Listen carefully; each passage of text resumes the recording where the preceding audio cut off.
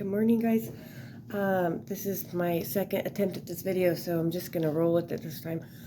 I wanted to show you a boredom buster, like an easy paint recipe that you could share with the kids, and you could do at home, and it will buy you 15 minutes or so activity time, and you probably have all of this stuff in your house, and so it's pretty easy. Over the past couple weeks, we've been talking about excuse me, colors and how we mix primary colors to create other colors. And then we've been incorporating that into discussions about how people who are all different shapes and sizes and colors mix together to make a beautiful thing, right? And then we talked about Martin Luther King last week. We read a little book about Martin Luther King, and I wanted to share with you. It was so funny because when I was talking to the kids about the bus situation, one of our kiddos, Landon, he was like, I would just get in your car and my mommy would bring my car seat and I would drive over there and say, what's going on here? And all of the boys started yelling, what's going on here? So they really got the heart of the message, and I just love that. So this recipe that I'm going to send you a copy of on this text is just kind of a reference. I wouldn't say that the recipe is perfect, and I would say that you can play with it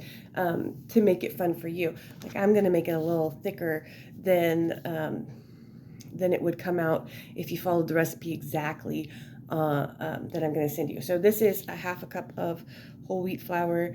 It's obviously not going to turn white. So if you have regular, just plain old all-purpose flour, that will be a whiter base paint for you to use. So take this and you're going to mix some water in there. Now the recipe will say a whole cup of water, and I like it thicker because it's more fun for the kids. It's more fun. You don't want it to be a paste. You want it to be paint consistency. Hi, Bear. So you're just going to put the flour in there and mix it up until you get to the consistency that you want. That's still a little thick. That's more like porridge. And add a little bit more here. I'm talking to the kiddos, but I'm just sending them a video about how to make this paint, and you can show us how it works. Okay, but I need you to be patient while I finish up, okay? Okay, so now we have a nice, like, paint consistency. Yeah. You can make this thicker or thinner. And another easy way to do this, especially for, like, Mayan, it's just Greek yogurt and food coloring. It is so much fun, and the kids can eat it, and, you know, and they can get it all over the place, and it's not a big deal. So, oh, I forgot to add the salt. See? Life in action here. Okay, so then after you get the paste consistency that you want, you're going to add a little bit of salt. The recipe says a half teaspoon of salt. I like a little bit more salt because it helps it to dry faster and keeps it from getting runny. Okay. So we have our paint consistency, and then I would pour it in a couple of different bowls here. You could use primary colors.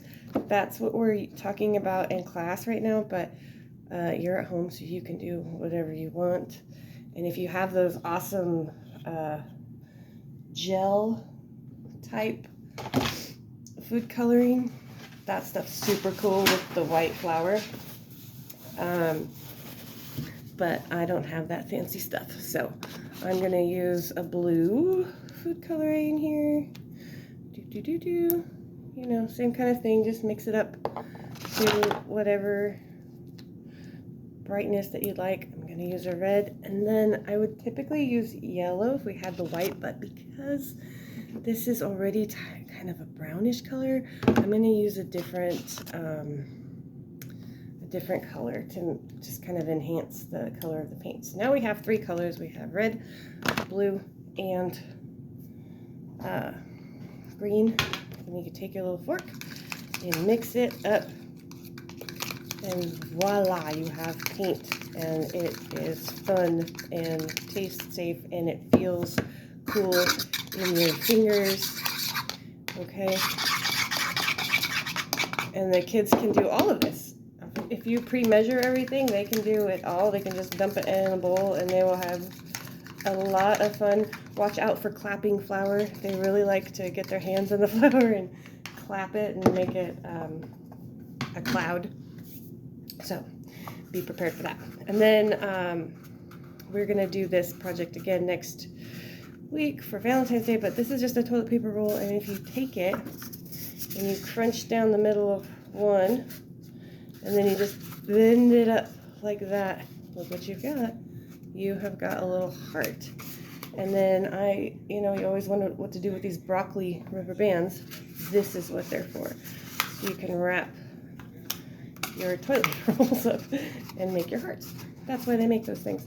And then you have this little heart, and you could dip it in the paint, right? And then you can stamp it on your paper or, wherever else. And you can mix colors, and it's this really super fun puffy paint. Look at that. Isn't that cute? Okay, and then you can do other things, like I would have Q-tips out. So sensory, we learn with our fingers, and you can paint with your, oh my goodness, I don't know how people do this for a living, with their Q-tips. Or another really fun thing to paint with, believe it or not, if you have, you can use a metal fork. Plastic forks work better. Shh, I didn't say it. But they make for lots of fun sensory play. So you can take a fork, and if you're like me and you haven't been cooking the last week, you probably have some chopsticks laying around. All of these things are fun, along with our fingers, to stick into the paint. Seriously fun time, super easy, and I hope this helps you guys get through your day. All right, talk to you soon.